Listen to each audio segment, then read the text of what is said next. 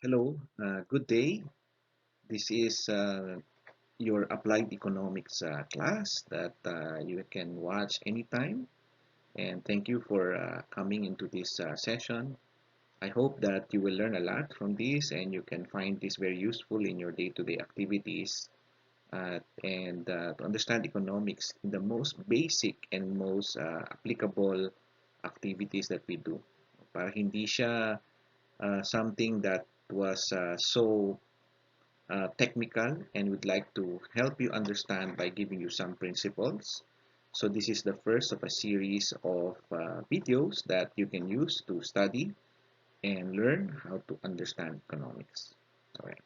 This is your lecturer, Dr. Alvin Ang. I'm professor of economics at the Ateneo de Manila University Economics Department and also core faculty at the Ateneo School of Government.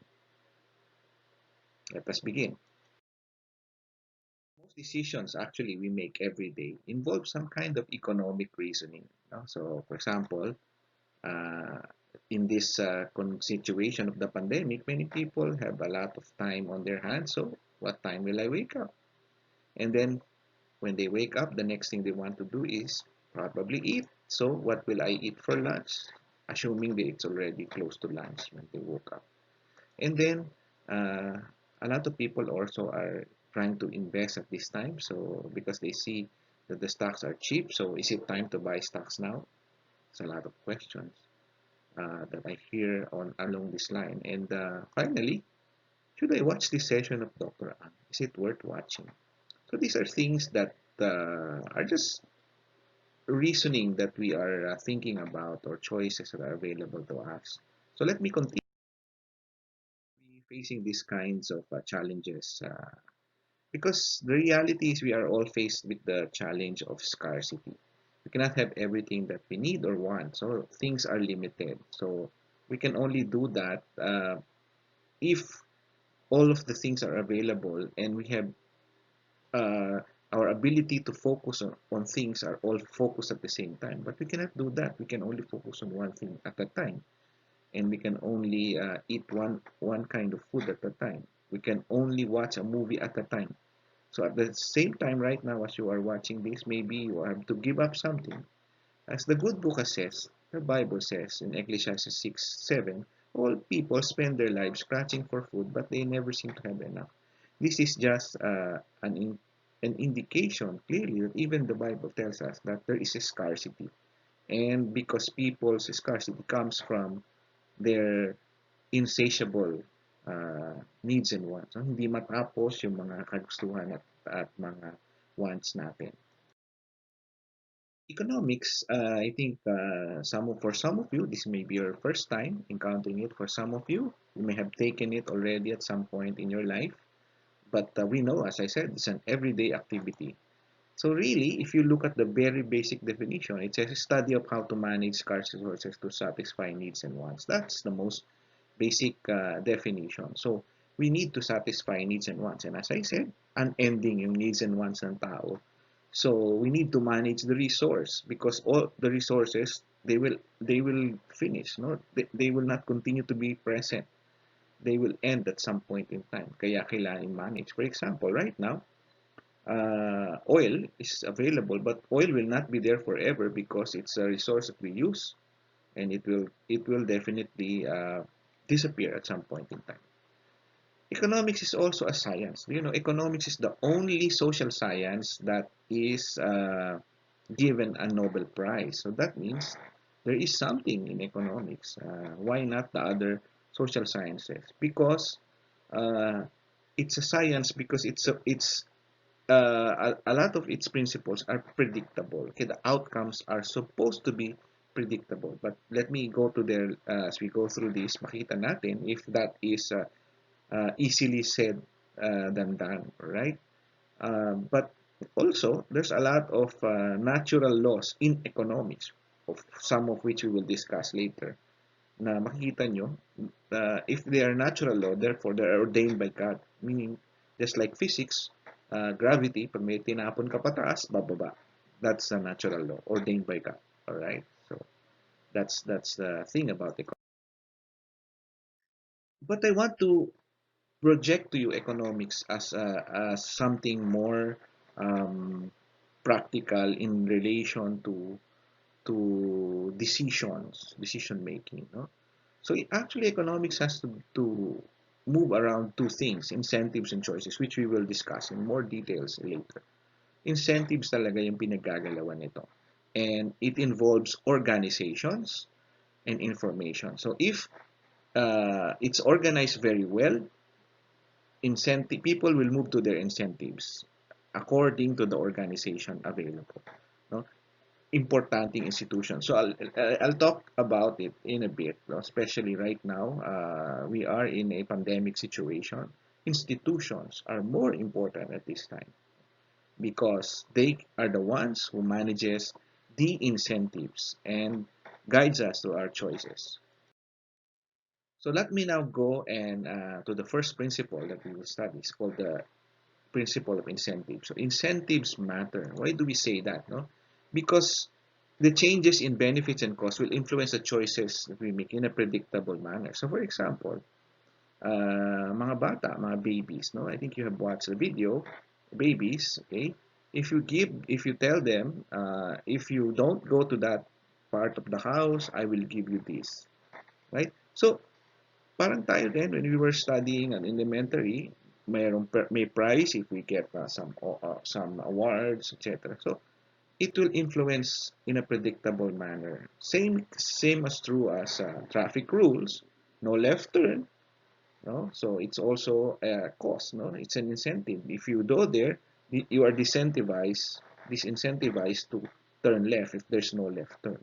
Predictable dapat, okay? So I think you're getting what I'm saying why institutions are important, okay? So tulad ngayon, you're watching this video, I know you will get you. It's not easy to watch and talk to and watch a lecture rather than watching a Netflix movie, right? So baka kailangan kayong bigyan. Wala akong dollars, no? But it predictable, no? Predictable. Okay? So that tells us that it's very important to organize things in such a way that people follow. Now, the example that I said about turn no left turn and then you turn left, dapat somebody will catch you and will penalize you, right? However, a institution ng gumagawa nun. If this institution is not doing that, then the incentive structure does not work. Yun yun. Okay? So, right now, example, we are experiencing in the Philippines ECQ, GCQ, lahat ng may Q, no? So what it's telling us, there are rules being set.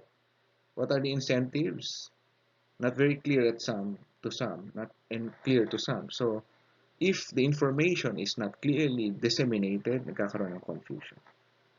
Let's go to principle number 2. We all face trade-offs, right? So this trade-off is based on this concept. There's no such thing as a free lunch. Eh, narinig nyo na ba yun? Somebody invited you for lunch and says, you don't have to pay anything. You just go and eat lunch with me. Is it really free? Okay, so some of you says, oh, free, free. Yeah, free. Wala kang ginastos monetarily. But you spent time. Assuming that that time na dapat mag-eat ka ng lunch for free, eh meron kang ibang gagawin, then it's not really free because you spent time. Okay, so we have to make, this is where we have to make choices, right? Not everything that is free, quote unquote, is not only money, you know, it also involves time, right? So the scarcity concept comes in here, no? Hindi lahat ng resources ay available sa atin. So the reality on life on earth is that productive resources are limited, right? Hindi lang productive resources not only includes physical resources but also services, right? So unlimited kasi nga yung needs and wants ng tao and therefore may trade-off, no? Kanina yung unang sinabi ko na pamimili tayo. We have to make a choice of what we will consume, what we will buy. Yeah. So a resource is scarce if it has alternative uses. Pagka may alternative use, magiging scarce yan. Opportunity cost is included in this context. No? So ano ba yung opportunity cost? I know many of you have heard of this. So here, opportunity cost, very simple. 1 year of, 1 hour of watching this video. I hope hindi tayo abot ng 1 hour. 1 hour of watching this video is equivalent to 2 TV episodes of your favorite Netflix season something na naman. So, may cost yun, right? May cost yung entertainment. Opportunity cost. So, it's the highest valued alternative. No? So, sinasabi. Pag pinili mo yung makinig sa akin, dapat binavalue mo yung tinuturo ko or what you are learning from me is useful for you or you can use for something, right? And if you find me boring and useless, wala naman ako contribute sa buhay mo, di ba? Masyadong mahal yung cost, no? To be forced to watch me talking here than watching your favorite show. Yun yun. No? That is opportunity cost. No? That is just about two choices. No? Paano kung madami pa? Right? So, ang pinag-usapan dito, what did you sacrifice and what did you gain? More often than not, we take that opportunity cost so that we can gain something out of it, not to lose something. So, meaning, while watching that Netflix video is important to you, you also think that by listening here, you can get more. So there is gain. Rather than, nag-ranking ka, second best na lang muna yung show. Right? That's opportunity cost. You will encounter this more in economics. No? This is a principle in economics. Very, very important. Okay? The third principle is called decisions are made at the margin. Okay? Decisions are made at the margin. So, most of us have probably experienced going into uh, eating sa fast food or going to some places na ang enticement sa atin maliliit lang, hindi yung malalaki. Okay? So, ito yung tinatawag na margin. Just a little more, additional a little more. Di ba, when you order in a fast food, ang sasabihin sa iyo, yung sa value meal mo, small lang yung naka-lump doon eh. Upsize na natin. Addition na a little more lang naman eh. 'Di ba? A little more lang naman yung dinadagdag. Right? So, for some, okay, konti na lang. 'Di ba? It's same principle as cheaper by the dozen. 'Di ba? Even you instead of buying one, if you buy five, you get the per unit cost is lower. That same principle of margin applies uh, to yun nga, value meal, applies also to air tickets, no? Bakit pag may seat sale, bakit mabilis mabenta, no? Is it really true na mura lang yung first 5 or first 10 seat or first 20 seat is cheap? No, of course not. But margin lang. So the airline is just getting a margin. And anyway, the last 10 seats, yung mga urgent yung requirement nila to take the flight will pay the rest.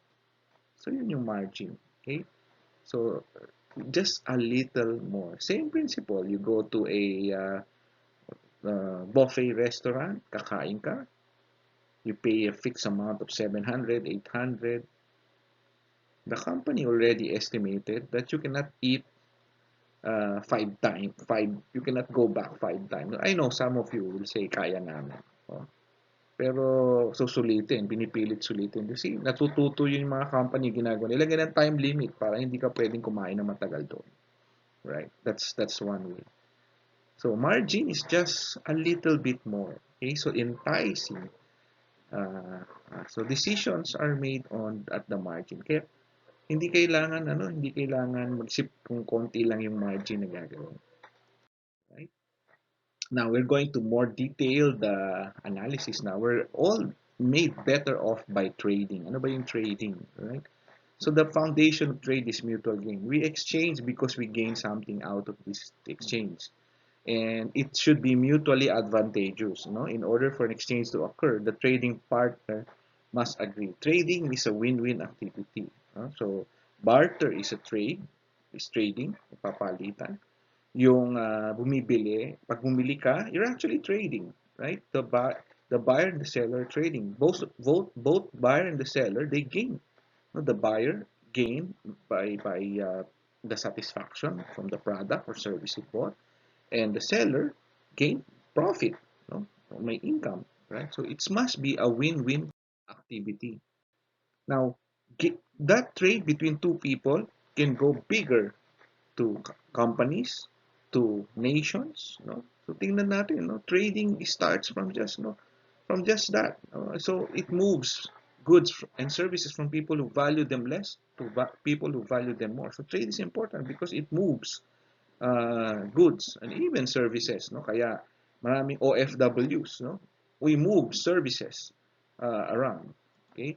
Second, trade makes larger outputs and higher consumption possible as a result of specialization. Later we'll talk about comparative advantage, which just simply tells us if you if you are very good in doing something, you can produce more.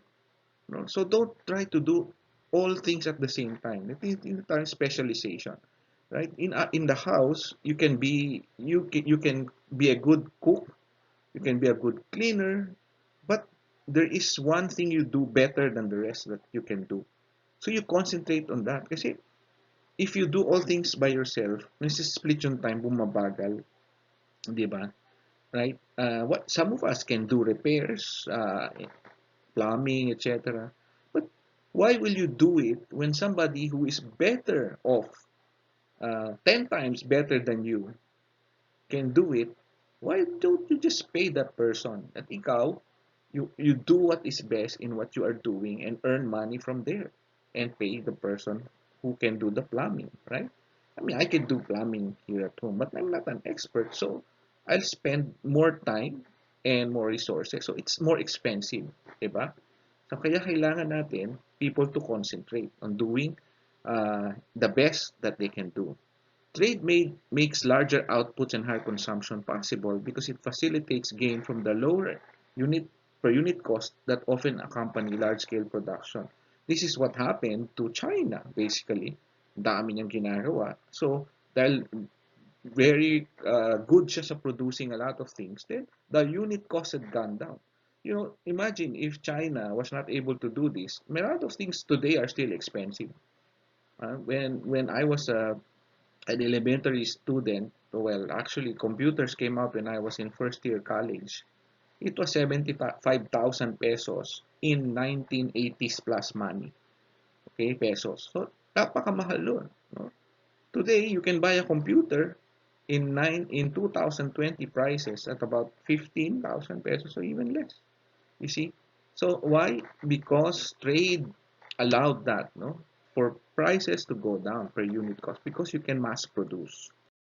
Right? So example, you can look at this example, 'di ba? Si Julio B at saka si Huli B, right? Si Julio B needs 2 hours of its frying machine to produce 10 kilos of french fries, but needs the same machine for fried chicken. Okay? Meaning, isa lang yung machine niya. Isa lang yung kanyang frying area. Okay? But yung frying machine niya can produce uh, in 2 hours 10 kilos of french fries, right? Si Huli B needs only 1.5 hours to produce the same 10 kilos but only produces french fries. Who do you think has the lower opportunity cost? Excuse me, who has the lower opportunity cost? Ang lower opportunity cost si Huli B, di ba? Huli B only needs 1.5 hours to produce the same. So what is better is that si Julio B, wag na siya gumawa ng both things, no? Chicken, fried chicken and french fries. Mag-concentrate na lang siya sa fried chicken. Yun na lang ang produce niya. Si Julio B produce lahat ng french fries. Then they can trade. They can sell to each other. Yun yung ibig sabihin. Alright. Um, So what is the context here? The concept here is called comparative advantage and the gains from trade. Okay? So may law of comparative advantage. The trading partners can produce a larger output if it specializes the production for which they are the low opportunity cost producer. So yun nga, si Julio B low opportunity cost sa fries, si Julio B sa ano naman, sa chicken. Okay? Same principle. Philippines and China can trade. How and why? Because Philippines can produce more bananas, more specialized banana. China produces all the electronics. We can trade. China can also produce banana, but to produce bananas, they need more effort, more time. So, cheaper if they just trade. Yun yung ibig sabihin nun. Alright? So, pag mataas ang opportunity cost, the scope of trade is broad. Okay? It can be, yun nga, ano ba yung tinitrade mo? Going to a movie, you're trading. Shopping at a grocery store or online is trade. Trading yun, ano? Marami kang ano, or mag-garage sale ka, right? Renting a house or an apartment. Choices yan eh. Buying imports from China or Asia. That meaning the choices we make has something to do with the trading gain. What do we gain? So from basic watching movies to international trade. So in our world, explain ko na yan if you produce everything by yourself, mas matagal. Right? So if you just allow uh, other people to produce it for you and you pay because you are able, okay na yan. Now, there are countries that impose obstacles to exchange. No? So meron silang ginagawa, nililimit, to domestic or international. Right? When you do that, when you limit trade between countries or between cities or between regions, and they are not good producers, you will make people pay more. No? For example, I think you all know what happened here in the Philippines called the rice tarification law. We passed a law to put tariff on rice. Why? Because the Philippines is is a high opportunity cost producer of rice. That means kung magpo-produce tayo ng rice, is expensive. So the land can be used for other purposes than producing rice. However, rice is staple. Importante yan sa Filipino. We eat rice every day. Pag hindi naman natin gagawin to, yung rice would be very expensive for the ordinary people. Prior to this rice tarification law, where you allow a lot of imports to come into our country, rice was almost 50 pesos. Diba? Ngayon, bumaba na siya to about 45. About 5 peso difference. Malaki ba yon? Siguro that does not matter to middle class, but to the real poor, it could have added half kilos to their budget. But what I'm saying here is that pag naglagay tayo ng obstacle, nagiging expensive sa local economy yung mga products and services. Now, I want to tell you this also. Hindi po masama na magkaroon tayo ng mga obstacles, ng mga limits, ng mga tariffs, ng mga import quota sa mga para wag pumasok yung mga ibang products here, no? As long as we are developing the capacities of our local producers to produce better. Kasi kung nagsara ka lang, naglagay ka, wala kang ginagawang improvement, it will just make things expensive here. It's unfair for the rest of the people. Okay? Now we are in a pandemic. It's very challenging na mag-import tayo because every country in the world is also trying to produce and protect their own food production. So think about it. This is a chance for our farmers to produce more and improve their production because local people will try to consume local products and services. Yun yung importanteng pag-isipan natin. Okay, those are some things. Think about. Element number 5, transaction costs are an obstacle to trade. No? Ano ba yung transaction cost? Right? They are they are limiting us from the real price. No? So, example, if you go right now, if you want to buy something in the supermarket, you have to go out. So, you spend time. May time cost ka na. And then another is magda-drive ka ba? Magko-commute ka? Kung nag-drive ka, may cost yung time, baka ma-traffic ka pa. Plus yung parking, kung may sasakyan ka, nag-gas ka pa. So that is transaction cost. It adds. So pag matindi yung traffic, mataas yung transaction cost. Because the product itself is only priced this much, but to get it for the service, no, mataas. Okay? Kaya nga, for example, in my family, pag nagpupunta kami sa grocery, lahat na, isang lakad, mall, lahat bibili na namin, gagawin na namin in one day to minimize transaction cost. Right? So that allows you to increase the volume of transaction and increase the gains from trade. Right? So iba, if you are a businessman, you're looking for trading partner, transaction cost, search na search, no? Product information, negotiating terms. Ito, malaki ito for the business sector. But what I'm saying and sharing to you are costs related to our day-to-day consumption activities. Right? Why do we experience? Yun nga, logistics. Okay, now in the pandemic, the first challenge we had when there was a lockdown was hindi makamove yung mga goods and services. So napakataas ng transaction cost noon. Right? And time ang naging transaction cost noon. Lack of information, finding sellers and best deals, nasaan sila. Right? And then, also when you put taxes, tariff, licensing, regulatory, tataas ang transaction cost. No, sa government facilities, lahat pupunta ka, pipila ka, ang taas ng transaction cost. Renew ka ng license. Dati abutin ka one day, nasayang yung oras mo, 'di ba? Also, transaction cost will lead to corruption, open opportunities for corruption. Kaya nagkakaroon ng fixers because ang tagal sa waiting time, no? Same with other kinds of regulations, right?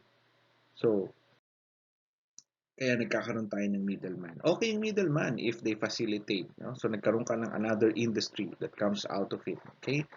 So, yung mga real estate agents, stock brokers, automobile dealers, grocers, yan. Yung mga supermarket. Actually, middleman yan eh. Hindi naman tayo makapunta dun sa talagang benta. Yung mga traders, they are middleman. But as much as possible, we want to limit the middlemen. Hindi maraming middleman. No? So, katulad ngayon, nasosolve na natin yan because of technology. Technology allows us to solve a lot of this. Okay? So, internet has reduced the transaction cost. No? Right now, we are all forced to go online, buying and selling online, including services na nasa online na.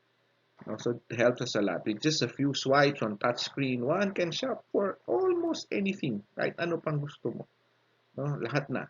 Nasa cellphone na natin. It can do everything for us.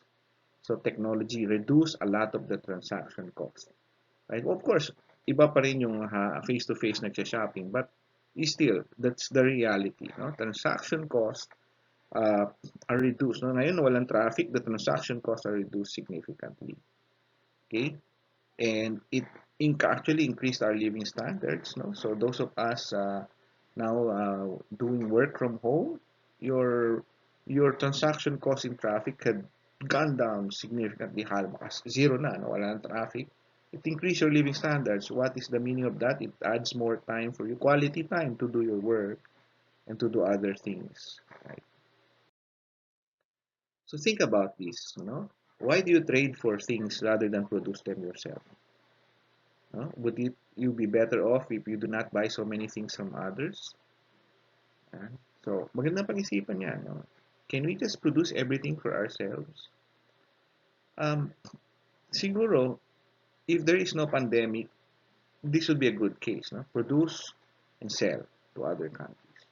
But in our situation right now, siguro maganda muna that we concentrate on helping our own production. No? Kuha tayo, produce our own products, sell our own products muna for our consumption, internal consumption. But that doesn't mean na hindi tayo magte-trade. We should trade. We should trade. And as I said, no? Kaya itong ginagawa ng government natin, build, tariff, etc. They have good effects and bad effects on trade. Think about this. You know? Think about their impact. Let's Okay, so thank you for listening for this last session. And we will continue on with supply and demand for the next. Thank you, and God bless.